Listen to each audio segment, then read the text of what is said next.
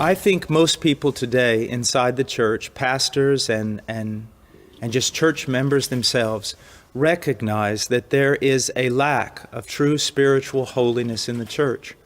I think even the enemies of Christianity outside the church, they look oftentimes at the testimony of Christians and they see very little difference between the life of a Christian and their own life. Because of that, you often hear words such as hypocrite. And I think that even though we should be very, very careful not to be motivated or coerced by the world, we need to recognize something. There is some hypocrisy in the church, and oftentimes it has to deal with the idea of holiness. Now, what is holiness actually? Well, holiness involves two things. It involves coming out of those things that displease God, but not just stop doing the things that God disagrees with, but also to stop doing them in order to run to God, in order to have fellowship with Him. One of the things that's probably most important that the Bible reveals about God is that He's holy. Now, what does that mean? A lot of people think that the holiness of God means that He is without sin. Well, that's part of the idea, but that's not the primary idea.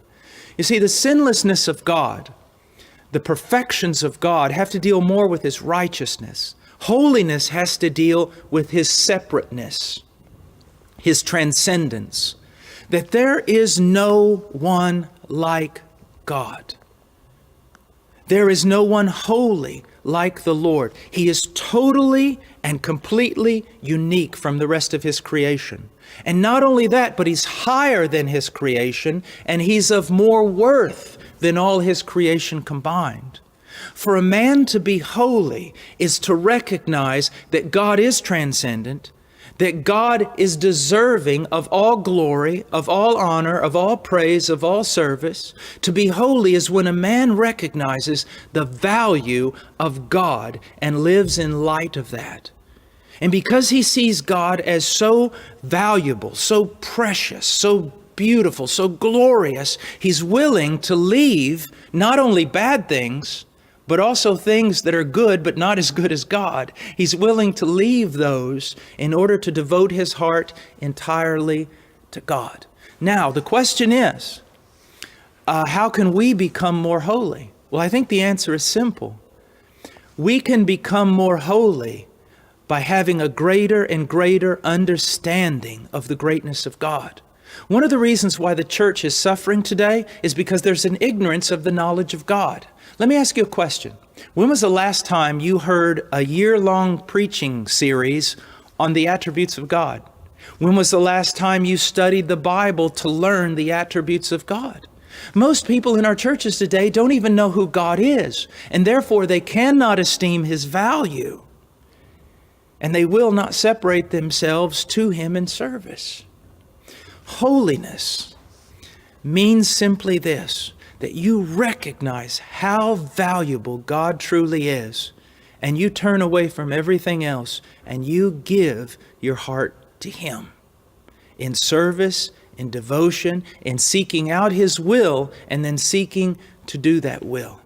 A lot of people think holiness has to do with measuring how long your dress is, or how long the sleeves are on your shirt, or wearing some kind of covering on your head.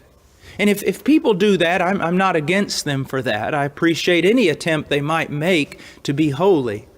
But what you need to understand is this: holiness is more than just some legalistic set of rules.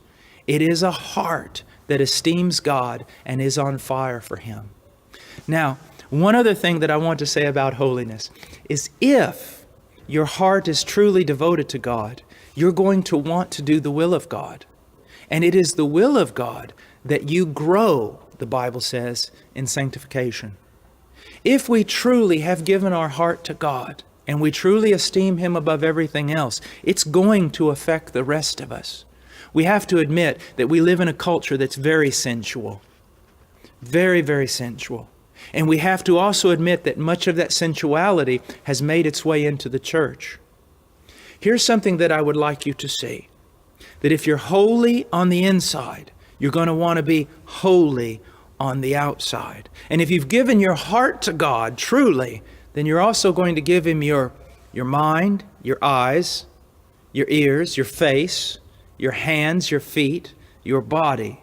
You're going to seek to conform everything you are to the standard of His Word.